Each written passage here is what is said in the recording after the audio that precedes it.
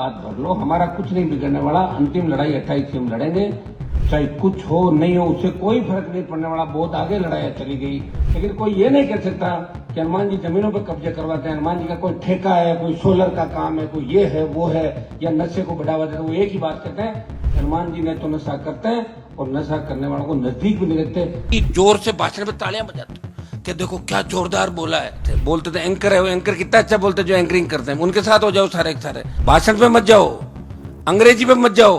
धरातल पे कौन लड़ रहा है? अंग्रेजी तो फिर सीख लेंगे, कोई भी सीख सकता है। तो अंग्रेजी का क्या है? मोदी जी बोलते हैं ना अंग्रेजी, मोदी जी पहले अंग्रेजी पढ़े हुए थे क्या? चाय का काम करता था, कहाँ पढ़ने का टाइम होगा? वो कहते हैं, मैं नहीं कह रहा हूँ, खुद कह रहे हैं। क्या 2028 का आखिरी चुनाव लड़ रहे हैं बेनीवाल?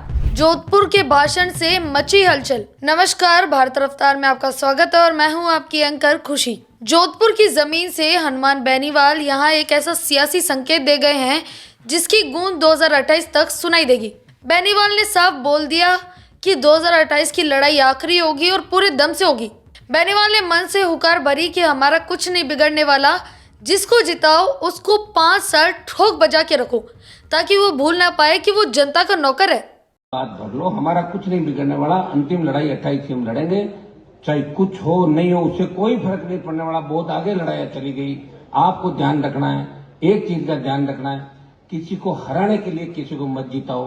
जिसको जिताओ 5 साल ठोक बजा के रखो कि हमारे साथ रहेगा आगे रहेगा। आप क्या करते हो? एक को हराते हो, उसको जिता देते हो। कभी बार इसको हराना, इसको जिता दिया, उससे होगा क्या बताओ मुझे? 60 साल 70 साल निकल गए, 15-20 साल 30 साल और निकल जाएंगे, तो फिर आने वाली पीढ़ी आपको माफ नहीं करेगी। और हमारे जैसे नेता बार बार आपको नहीं मिलेंगे जो परिवार की तरह सबको साथ लेके चले।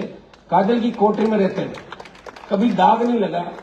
कभी कोई ये नहीं कह सकता कि राजस्थान में सबसे ज्यादा देश में युवाओं की फौज मेरे पास है, लेकिन कोई ये नहीं कह सकता कि हनुमान जी जमीनों पर कब्जे करवाते हैं, हनुमान जी का कोई ठेका है, कोई सोलर का काम है, कोई ये है वो है, या नशे को बढ़ावा देते हैं। वो एक ही बात कहते हैं कि हनुमान जी ने तो नशा करते हैं और नशा करने वालों को नजदीक भी नहीं रखते। और गलती से कोई काफिले में आ भी जाता है तो गाड़ी रोके तो भाग यहाँ से और बीच में नशे वाले कारोबारी को भगा देते हैं। ऐसी ताकत हर नेता के अंदर होनी चाहिए, क्योंकि नेता अगर कोई किसी चीज को फॉलो करेगा तो पब्लिक उस नेता को फॉलो करती है।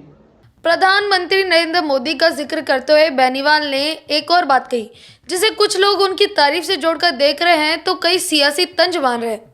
उन्होंने कहा कि अंग्रेजी तो बाद में सीखी जा सकती है, पीएम मोदी को देखो, पहले अंग्रेजी कहाँ बोलते थे, चाय बेचते थे, मौका ही कहाँ मिलता था, लेकिन अब सीख ली।